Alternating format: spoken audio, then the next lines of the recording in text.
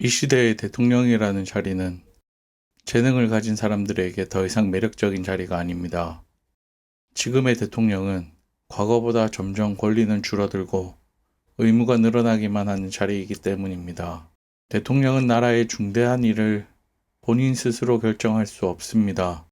지금 현 시대는 나라를 발전시키고자 하는 진심과 재능을 가지고 있는 사람이 나타난다고 해도 결국 대통령의 자리를 선택하지 않을 확률이 대단히 높습니다.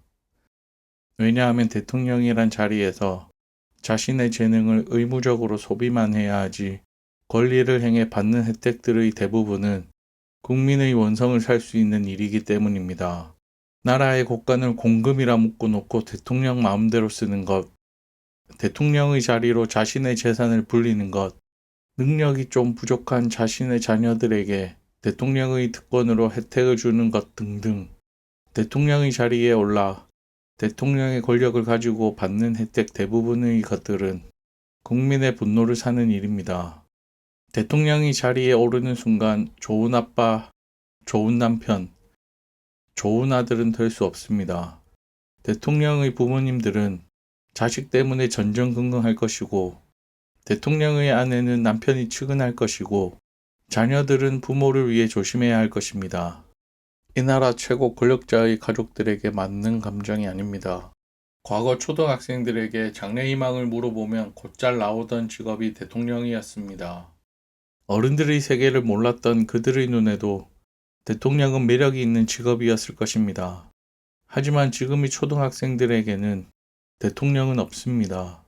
어른들의 세계를 모르는 초등학생들의 눈에도 더 이상 대통령은 선망의 대상이 아닙니다. 우리나라의 최고 권력자라는 직함보다 매력적인 직업이 넘치는 세상입니다. 대통령의 자리는 빛을 잃어가고 있습니다. 우리나라에서 가장 높은 곳에 있으며 가장 빛나야 할 대통령이라는 직함은 이제 없습니다. 여러분들은 어떻게 느끼실지 모르겠지만 저에게는 대단히 안타까운 일입니다. 왜냐하면 저와 여러분들이 대한민국이 불행하다 느끼는 그 가장 첫 번째 잘못 끼워진 단추라는 생각을 하기 때문입니다. 빛나지 않는 자리는 빛나고 싶은 인재가 원할리 만무합니다. 구성원들의 외면을 받는 수장의 자리는 여러분들에게 그 어떤 방향도 제시할 수 없습니다. 여러분들은 항상 여러분들이 가진 재능 이상으로 얻을 수 있는 게 없을 것입니다. 방향을 잃었고 힘을 합칠 수 없기 때문입니다. 개개인의 재능과 능력으로는 한계가 있습니다. 도움을 주고받고 서로 잘 살기 위해 단체를 만들었는데 그 효과는 하나도 보지 못하고 그 안에서 개개인의 능력만으로 살아가야 합니다. 단체의 구성으로 살아가야 할 이유가 없습니다. 여러분들은 대통령이 중요한 덕목으로 도덕성이라 생각하는 행보를 자주 목격합니다. 그래서 후보자의 도덕심에 대해 대단히 높은 관심이 있는 것으로 보이지만 사실 도덕심이 높은 사람은 대통령의 자리가 빛이 강하면 강할수록 적합하지 않습니다. 도덕심이라는 이름으로 언제나 그 빛을 경계할 것이기 때문입니다. 그렇기 때문에 더더욱 도덕심이 높은 인물은 종교 같은, 철학 같은 인간의 본성을 논하는 단체의 수장을 해야 합니다. 그들의 목적은 앞으로 나가는 것이 아니라 그 자리에 서서 뒤를 돌아보는 것이기 때문입니다. 제가 생각하는 대통령의 자리에 적합한 인물은 오히려 욕망을 가진 사람이 나을 수 있습니다. 욕망은 길을 만들고 제시하는 경향이 있습니다. 또 욕망은 사람을 간절하게 만들기도 합니다.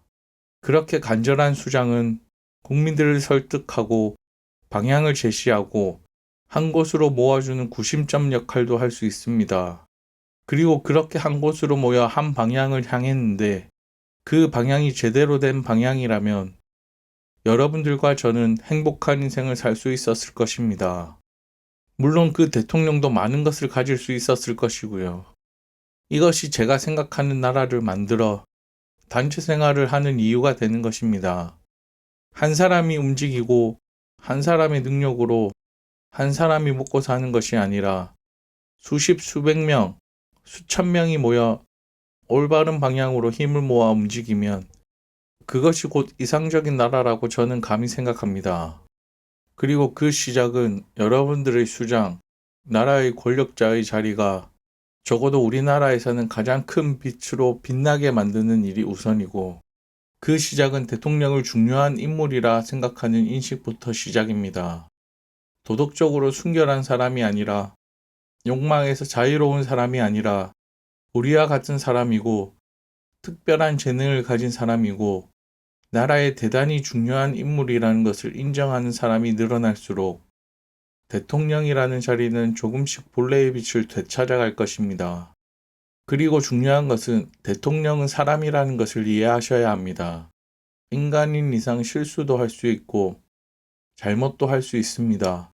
스트레스가 심해 여가 활동도 할 수 있다는 것을 인정하시고 받아들이신다면 대통령의 숨을 쉬게 만들어주는 가장 첫 번째 지점이 될 것입니다. 그렇게 여러분들이 대통령의 자리에 빛을 되찾아 줄 수 있습니다. 그리고 그 빛은 여러분들이 가야 할 방향을 비춰줄 것입니다. 그리고 그 빛이 강하면 강할수록 여러분들, 그리고 저는 빛이 인도하는 대로 어쩌면 그 길이 온전한 옳은 길이 아닐 수 있지만 어쩌면 그 길은 저와 여러분들의 심신에 안정을 가져다 줄 것이라고 저는 믿습니다. 현대시대 여러분들이 이뤄놓은 환경 대비 이상할 정도로 방향성을 잃은 모습이라든지 아니면 풍족함을 느끼지 못하고 전혀 상황상 맞지 않는 감정을 느끼는 이유 중에는 능력 있는 지도자의 부재 또한 여러 가지 이유 중에 일정 부분을 차지한다고 생각합니다. 과거에서부터 현재까지 사람, 그리고 사회의 지도자들은 언제나 강력한 빛을 내는 자리였던 지도자의 자리에 매료되어 자리를 차지하고자 경쟁했고, 경쟁에 이긴 인물은 언제나 권력의 맛을 보고 권력을 지키고자 많은 압박을 견뎌내고 경쟁자들을 제거하며 동시에 방향을 제시하기 위해 노력해야 했던 자리였습니다. 물론 모든 지도자들이 우수한 재능을 가져 좋은 결과를 내지 못했지만 경쟁이라는 상황으로 걸러내지 못했다면 그 소수였던 재능을 가진 인물조차 지도자에 오르기 힘들었을 것이라고 저는 생각합니다. 그리고 그 경쟁 상황은 지도자 자리의 매력으로 얼마나 많은 사람들을 매료시켜 원하게 만드는지에 따라 더 나은 인물이 될 확률이 높아지는 국민들에게는 오히려 대단히 좋은 제도라고 생각합니다. 그렇게 많은 사람들이 대통령의 자리를 꿈꾸면 꿈꿀수록 대통령의 자리에 오르는 인물은 능력이 우수할 확률이 높아질 것이라고 생각합니다. 당신의 꿈은 무엇입니까? 대영남자였습니다.